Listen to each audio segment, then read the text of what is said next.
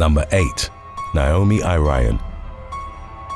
18-year-old Naomi Irion went missing after shopping at a Walmart in Fernley, Nevada on March the 12th of 2022. Surveillance cameras had last captured the young woman in the store's parking lot. When investigators reviewed the security footage, they noticed that a suspicious man in a hooded sweatshirt had gotten into Irion's car at around 5:30 a.m. The vehicle then drove away and was recovered by the authorities at a nearby industrial park 3 days later. But Irion remained missing. An extensive search effort was then set into motion, with hundreds of people reportedly volunteering to comb through the vast desert area surrounding Fernley, hoping to find a trace of the missing woman. Then on March the 29th, the Churchill County Sheriff's Office received a tip that led to the discovery of human remains, which were ultimately identified as Irion's. 41-year-old Troy Driver was taken into custody and held at Leon County Jail in Yerington on suspicion of kidnapping and murdering the victim. According to a criminal complaint,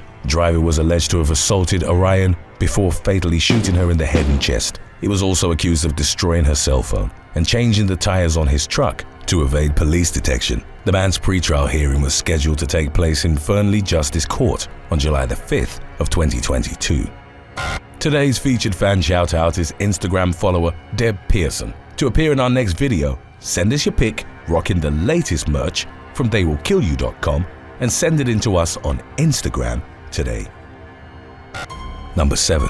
The Greenfield parking lot incident. On August the 9th of 2021, Massachusetts woman Jennifer William Frangie noticed that a dog had been left unattended in a car parked outside of a Big Y supermarket in Greenfield. William Frangie waited over 40 minutes for the owner to come back, but ultimately intervened. She opened the door of the vehicle in order to render aid to the dog, which had reportedly been panting heavily. When the animal's owner returned after shopping in the store with her husband and child, she became enraged at William Frangie's decision to break into her car. The ensuing shouting match was filmed by another witness later named as Joshua Candelaria. As was shown in the video, William Frangie justified her actions by noting that the dog had been panting. Its fur was soaking wet and the temperature had risen to about 85 degrees Fahrenheit. The two women threatened to call the police on one another, while the owner eventually started launching expletives and racial slurs at Candelaria as she and her family got into their car. The end of the confrontation was punctuated by the woman's husband, who allegedly tossed the glass bottle out the window as they drove away from the scene. Number 6. The Chullora Woolworths Brawl. In March of 2020, at the onset of the global pandemic, shoppers at a Woolworths in the Australian city of Chullora fought over items they needed and assumed would be in scarce supply during their extended stays at home. On the morning of March the 7th, as captured in a cell phone video by witnesses at the store, 3 women got into a heated exchange regarding toilet paper, and the initial row ultimately turned violent. One of the individuals involved in the conflict had asked a female shopper with a cart full of toilet paper rolls if she could take just one packet, to which the woman replied no. A shouting match subsequently ensued, which then led to a physical altercation. The 3 women slapped and shoved one another as bystanders pleaded with them to stop. Store employees eventually managed to defuse the situation and separate the women, and the police were called to the scene. In a public statement by Acting Police Inspector Andrew New, the people of New South Wales were urged not to resort to violence amid rising tensions related to the pandemic. Number 5. Crystal Reynia Gonzalez. Police in Ontario, Canada received multiple reports that 2 infants had been left inside a locked vehicle in the parking lot of a Walmart on the evening of July the 8th of 2018. The situation proved particularly concerning to witnesses, given that on the day in question, temperatures in the area had risen to nearly 100 degrees Fahrenheit. The first individual to spot the children was a man named Curtis Owens, who fruitlessly attempted to open the vehicle's doors before running inside the store to alert its staff. He subsequently started filming a Facebook Live video while he and other anxious shoppers awaited the arrival of emergency services. The cell phone footage showed the vehicle being inspected by multiple police and fire crews before its owner, 34-year-old Crystal Reynia Gonzalez, finally emerged from the store roughly 11 minutes after Owens had begun filming. Gonzalez unlocked the car so that First responders could remove the distressed children, and she was subsequently questioned by the police.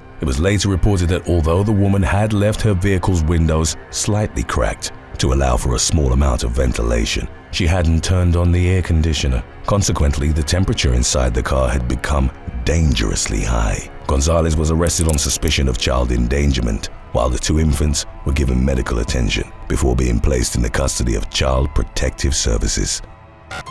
Number 4. Ben Corsa.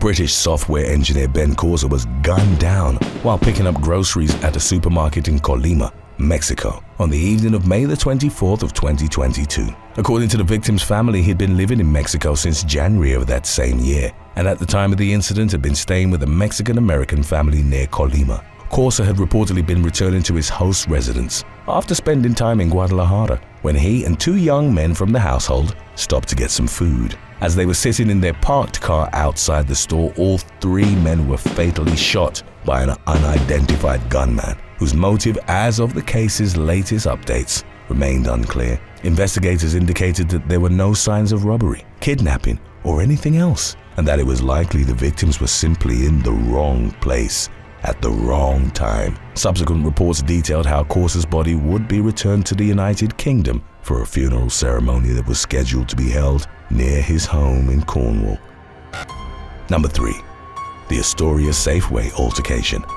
Washington woman Mo Darlene McLeod got into an altercation with another shopper in the parking lot of a Safeway supermarket in Astoria, Oregon, on August the 8th of 2021. According to subsequent reports on the incident, 57-year-old McLeod had taken issue with a bumper sticker on a parked car. The message of the sticker was "Abolish ICE," and it referred to the United States Immigration and Customs Enforcement Agency. The vehicle's owner, identified as Alicia Kular, began to film the woman and her husband as they inspected the sticker. McLeod then angrily confronted Kular, shouting a barrage of profanities at her. In front of several witnesses, Kular sarcastically remarked that the woman was being a great example for her child upon noticing she was accompanied by a boy. After fruitlessly demanding that she stop filming her, McLeod charged the other shopper and punched her in the face, knocking the cell phone out of her hands in the process. Kular was also pulled to the ground, at which point McLeod allegedly pushed her against the cement, causing lacerations and bruises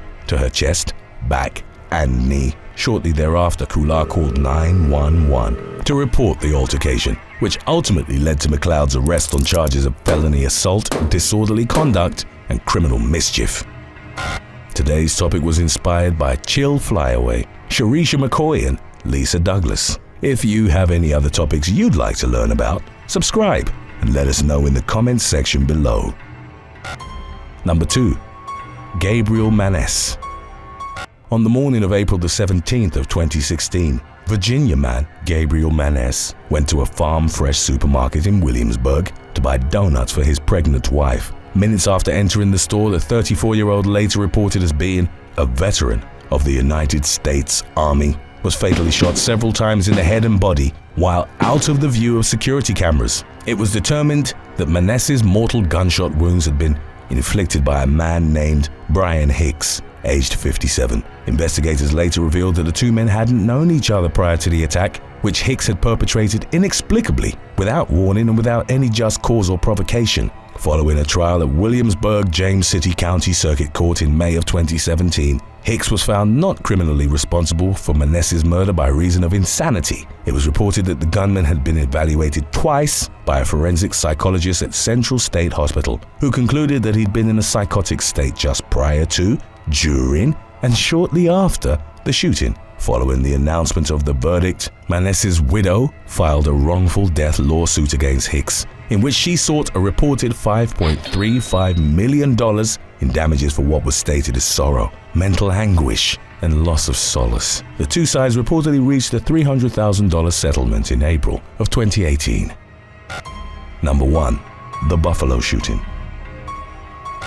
At around 2:30 p.m. on May the 14th of 2022, law enforcement in Buffalo, New York received reports of shots fired at a Tops supermarket in the city's East Side neighborhood. Upon making their way to the scene, officers reported seeing multiple bodies lying in the parking lot outside, and shortly thereafter, they were informed by dispatchers of an active shooter situation inside the store. A few minutes later, patrol officers at the front of the building encountered the gunman, who was reportedly wearing body armor and a military-grade helmet while carrying a modified Bushmaster XM15 rifle. The shooter initially aimed the weapon at his own neck, threatening to take his own life, but he was ultimately talked into dropping the gun and surrendering to the police. In the incident's aftermath, it emerged that the perpetrator was 18-year-old Peyton S. Gendron, who had described himself as an ethno-nationalist in a manifesto he'd written prior to the shooting. He was a supporter of the white genocide conspiracy theory, and investigators determined that the attack had been racially and politically motivated. The gunman killed 10 people, 3 in the parking lot and 6 inside the store, and injured another 3. One of the victims was an armed security guard and former member of the Buffalo Police Department named Aaron Salter Jr., who had reportedly fired at Gendron but failed to penetrate his body armor. In the wake of his arrest, the mass shooter faced a myriad of criminal charges, including 10 counts of first-degree murder as a hate crime. During his arraignment in Erie County Court on June 2nd of 2022, Gendron pleaded not guilty to each of the 25 counts levied against him. Thanks for watching. Would you rather live in a town with no grocery store or live 2 hours from the closest hospital? Let us know in the comments section below.